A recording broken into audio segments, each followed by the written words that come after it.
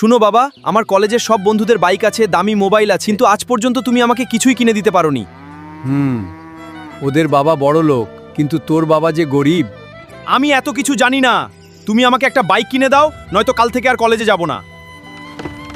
রাগ করিস না বাপ, আমি দেখতেছি কি করা যায়।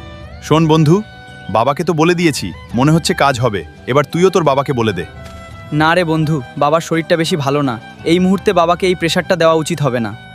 আজকে চলি রে বন্ধু, বাবাকে নিয়ে হসপিটালে যেতে হবে, কাল আবার দেখা হবে। আরিফ ওর বাবার কত খেয়াল রাখে, আমি কখনো বাবার কষ্টটা বোঝার চেষ্টা করলাম না। আজকে বাবার সঙ্গে এই ব্যবহারটা মোটেও উচিত হয়নি।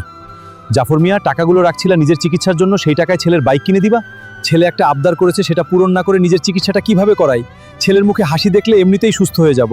তোর বাবার হার্টের সমস্যা, তোর পড়াশোনার খরচ চালিয়ে চিকিৎসার জন্য কিছু টাকা জমিয়েছিল, সেই টাকায় তোর বাইক কিনতে গেছে। এখন তো খুশি হয়েছিস? মা, আমার ভুল হয়ে গেছে, আমি এখনই যাচ্ছি বাবার কাছে। বাবা, আমার বাইক লাগবে না, আমার তোমাকেই লাগবে।